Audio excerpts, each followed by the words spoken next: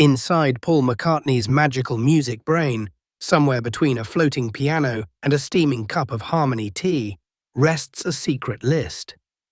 It's not scribbled down in ink or tucked inside a worn notebook, but etched in the melodies of memory. This isn't a catalogue of Beatles chart toppers or unforgettable bass lines. No, this list is far more personal. It's a quiet tribute to the guitar gods, those rare musicians who don't just play strings, but make them weep, roar, and soar. They're the ones who electrify stadiums, stir souls, and, in Paul's view, truly speak the universal language of music. Paul's eyes lit up as he spoke about Jimi Hendrix, a name that seemed to carry its own electricity.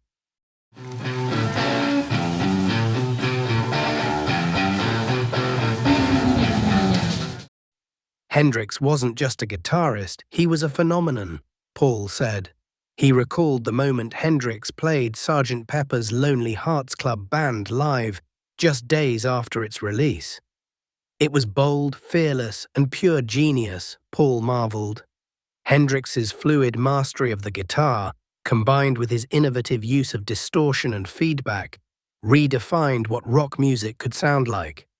For Paul, Hendrix wasn't just a musician, he was a trailblazer who shattered conventions and inspired a generation. When Eric Clapton's name came up, Paul's tone softened. Clapton could make a single note sing like it had a heartbeat, he said. Known for his soulful bends and emotional phrasing, Clapton was someone Paul deeply respected.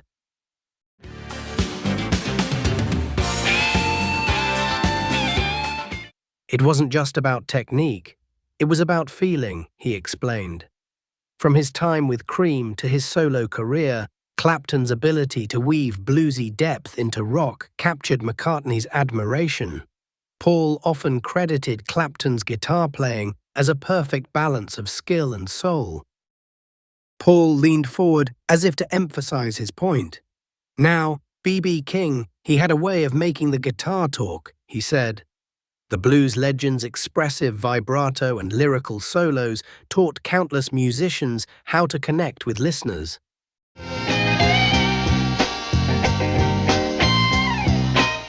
Paul admired how King's guitar, Lucille, could tell stories with just a few notes. He was proof that you don't need to play fast to be great. It's all about heart, Paul reflected, describing how B.B. King's influence had seeped into the DNA of modern music. Paul's voice took on a tone of reverence as he spoke of Django Reinhardt, the pioneering jazz guitarist.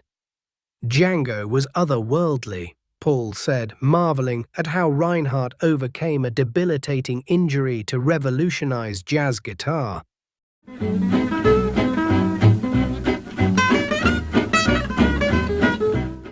With only 2 functional fingers on his fretting hand, Django created a dazzling style that blended speed, precision, and swing.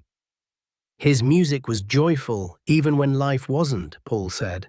For McCartney, Django was a testament to the resilience of artistry and the power of innovation. Of course, the conversation couldn't skip George Harrison, Paul's longtime bandmate and friend.